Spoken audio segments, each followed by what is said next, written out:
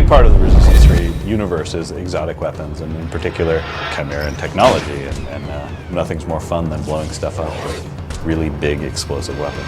Some of the weapons, I would say we pushed a little bit farther. Again, like that sort of mantra of, this can only happen in Resistance. I think we've got a really unique mythos in our game. The Mutator is a good example where they've taken Chimeran technology, humans have, and have crafted a weapon out of it. I think this weapon in particular was pushed a lot by animation.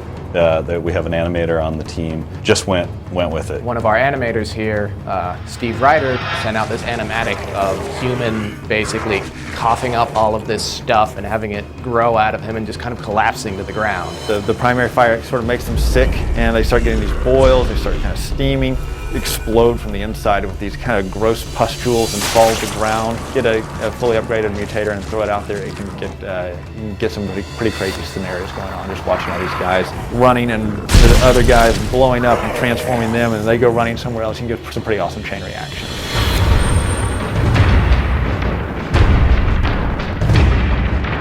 The Deadeye is a Chimeran sniper rifle. Primary fire, it's a sniper shot. It's deadly. You want to get the headshot. The secondary fire, you pull the trigger and you've got this sort of wind up that lasts about a second and a half, and this reticle kind of collapses and shoots out this extremely powerful shot. Sniper weapons are an interesting gun to talk about upgrades because it's already such a powerful thing. We added an extra magnification level to the sniper rifle. It's silenced, so you can shoot it without waking guys up instantly. Whenever you go into scope view, we actually have a little effect around guys' heads to help you target and get the headshot.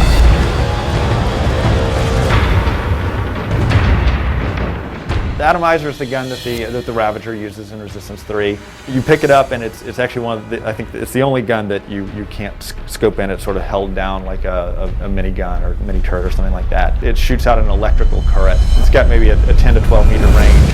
And anytime something's pretty close to you, it'll just auto-target them and zap them and actually disintegrates them whenever you kill them. The secondary fire shoots out this gravity well turret, shoots out these sort of lightning bolts, and it actually sucks the enemies into it. It drags them in, picks them up, and they sort of go spinning around. They get a bunch of body parts and a ragdoll or two moving around. It looks pretty awesome.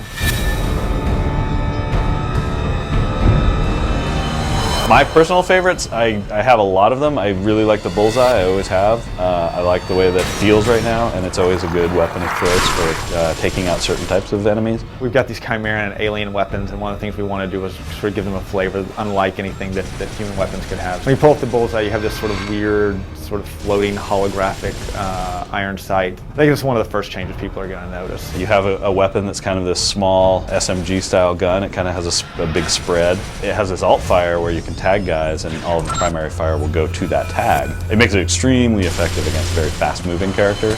The Bullseye tag, the trail in particular, a lot of times in Resistance 1 and 2, people had a hard time figuring out sort of where their tags were going to go. Made some changes so that whenever you do tag one, it actually draws this sort of tether line so you can see exactly who you are connected to, and you know when you're connected and not connected. And it's been a mainstay in the Resistance universe all across the board because it's just such an effective weapon.